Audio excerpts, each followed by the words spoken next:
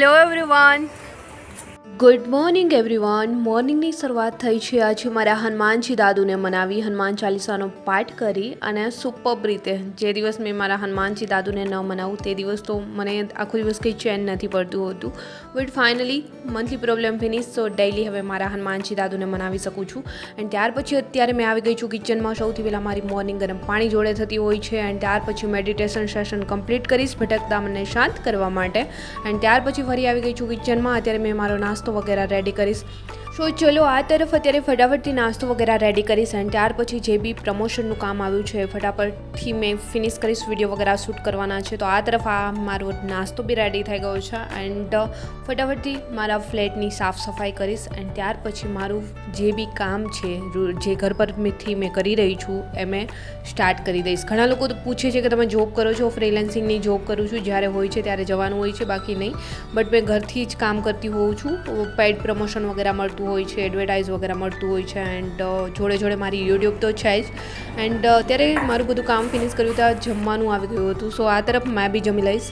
જમી અને ડાયરેક્ટલી મેં છે એક વિડીયો એડિટિંગ કરવાનો હતો, એડિટિંગ કર્યો એન્ડ અપલોડ કરી એન્ડ મેં થઈ ગઈ રેડી. વાગ્યા છે અત્યારે સાંજના 4:30 સમથિંગ એન્ડ મેં બી નીકળી ગઈ છું. અત્યારે ક્યાં જઈ રહ્યું છું તમને ઓલરેડી ખ્યાલ છે થંબનેલ જોઈને. સો ફાઇનલી આ તરફ મેં બી નીકળી ગઈ હતી એન્ડ આ તરફ અત્યારે પહોંચી ગઈ છું રામવન. સો આજે છે સન્ડે, તો થોડા લોકો અહીંયા દેખાઈ રહ્યા છે. આડા દિવસ પર આવતા હોય તો આટલી ભીડ ન હોય. આજે બી બહુ વધારે ભીડ નથી, સ્ટાર્ટિંગમાં બહુ વધારે રહેતી હતી. એન્ડ કેટલા લોકોએ રામવન જોયું છે રાજકોટની અંદર જરા કમેન્ટ્સ કરો તો ચલો તો. સો ફાઇનલી આજે મેં તો આવી ગઈ છું મારું બધું મોર્નિંગમાં જ કામ ફિનિશ કરી અને રામવનની અંદર ફરવા. તો ચલો આજે રામવનની સફર તમને બી મેં કરાવીશ. સો બહારની સાઈડથી તો ગેટ તમે જોઈ લીધો, અંદર આવતા આ રીતે દેખાય છે પ્રોપરલી 13, જે અડધું અંદર છે અડધું બહાર છે એ રીતે. બટ સુપર્બ છે. અહીંયા કેબ છે, કેબ લઈને તમે અંદર ફરવા માગો છો તો બી જઈ શકો છો. ચાલવું નથી તો નહીં તો અહીંયા ફરવા માટે ચાલવું વધારે પડે છે. અને અત્યારે ચોમાસું છે તો ચારે તરફ તમને ગ્રીનહરી દેખાશે એન્ડ અહીંયા છે આપણા પ્રભુ શ્રી રામ. તમે જોઈ શકો છો કેટલી સુપર્બ અને વિશાળ મૂર્તિ બનાવેલી છે અહીંયા. એન્ડ ફરતી કોઈ ગ્રીનહરી છે ચારે બાજુ, એટલું સુપર્બ છે. અહીંયા આવીને પહેલાં તો એકદમ માઇન્ડ ફ્રેશ થઈ જશે. એન્ડ ચોમાસાની સિઝનમાં તો ઓલરેડી ગ્રીનહરી રહેતું હોય છે તો વધારે જ. અને મને તો જ્યાં ગ્રીનહરી વધારે હોય એ જગ્યા પર ફરવાનું વધારે પસંદ છે. તો મેં આવી જ જગ્યાઓ પર ફરવા જતી હોઉં છું જ્યારે બોરિંગ થાવ ત્યારે. એન્ડ અત્યારે તો ઓલરેડી થોડા ફ્રી, તો કામ વગેરે ફિનિશ થાય એટલે મેં આવી જગ્યા પર જતી હોઉં છું. રાજકોટમાં બહુ બધું વધારે કંઈ ફરવાનું છે નહીં, બટ આવી જગ્યાઓ છે જે રામવન છે, પ્રદ્યુમન પાર્ક છે, હાજી ડેમ છે, તો ત્યાં તો કંઈ ખાસ ફરવાનું છે નહીં. જો રાજકોટની અંદર બહુ બધી જગ્યાઓ ફરવા માટે નથી, બટ આવી જેટલી બી જગ્યાઓ છે ત્યાં અમે લોકો જતા હોઈએ છીએ. સો ફાઇનલી આજે સમય નીકાળી એન્ડ મેં બી ફ્રી થઈ ગઈ હતી. સો અમે લોકો આવી ગયા હતા રામવન. એન્ડ આ તરફ તમે જોઈ શકો છો કે રામવનની અંદર સૌથી વધારે ચાલવાનું છે, ત્યારે તમે એક પ્લેસથી બીજી પ્લેસ પર જઈ શકશો.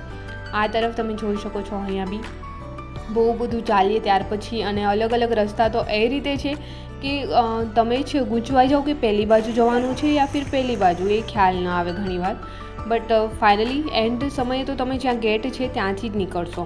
એન્ડ અહીંયા રામ લક્ષ્મણ જાનકી વનવાસ પ્રસ્થાન કરી રહ્યા હતા એ દ્રશ્ય આપેલું છે. બધું મૂર્તિઓથી જ છે અને વચ્ચે વચ્ચે ચાલી ચાલીને તમે થાકી જાઓ છો તો આ રીતે વચ્ચે બેન્ચ છે. અને આ જે બેન્ચો મૂકેલી છે ને એમની એ તો મને બહુ જ વધારે ગમે છે, એટલી સુપર્બ છે વચ્ચે વચ્ચે જે મૂકેલી છે. મને તો મજા જ આવે છે અહીંયા.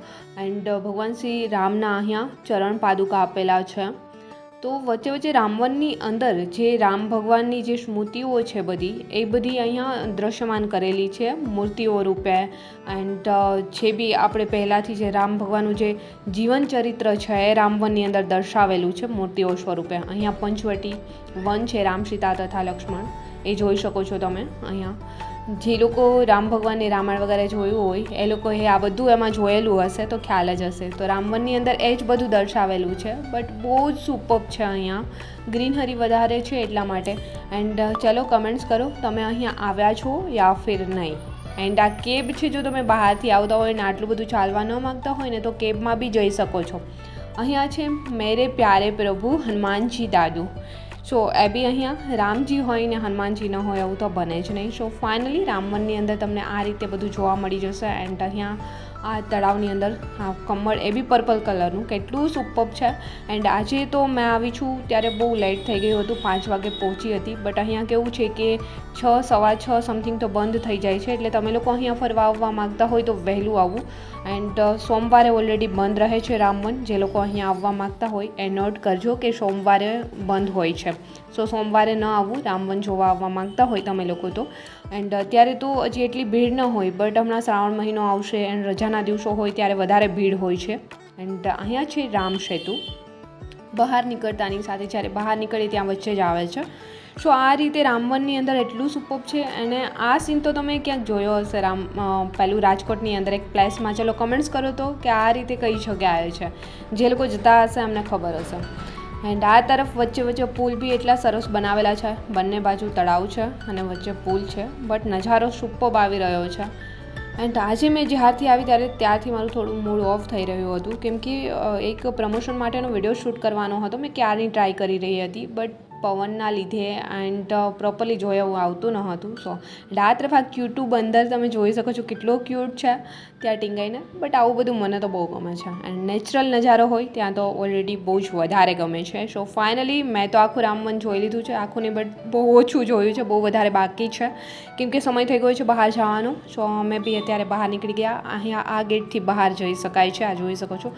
બટ આ બાજ ઉપર મૂકેલું છે, કેટલું સુપર અને કેટલું વિશાળ છે. એન્ડ આ તરફ તમે જોઈ શકો છો. એન્ડ જ્યારે બી અહીંયા આવો તો થોડા વહેલું આવવું, કેમ કે 6, સવા 6 બહાર નીકાળી દેતા હોય છે. 6, સવા 6 સમથિંગ બંધ થઈ જાય છે. તો અત્યારે 6:15 થયા છે. અમે લોકો બી બહાર જઈશું. સો ચલો અત્યારે મેં તો રામવન ફરી લીધું. તમે ફર્યું છે કે નહીં ચલો કમેન્ટ્સ કરો. એન્ડ બહાર નીકળતાની સાથે મને બી થોડી ભૂખી લાગી ગઈ હતી, તો બીજું કંઈ તો ન મળ્યું. અહીંયા અંકલ મળી ગયા ચણાચોરવાળા, તો મેં બી ખાઈ લઈશ. એન્ડ આઈ હોપ કે દોસ્તો આજનો વ્લોગ બી તમને પસંદ આવ્યો હશે. પસંદ આવ્યો છે તો વ્લોગને લાઇક, કમેન્ટ, શેર, સબસ્ક્રાઈબ જરૂર કરજો. જલ્દી મળીશું મારે એક ન્યૂ વ્લોગ સાથે. ત્યાં સુધી બધાને બાય એન્ડ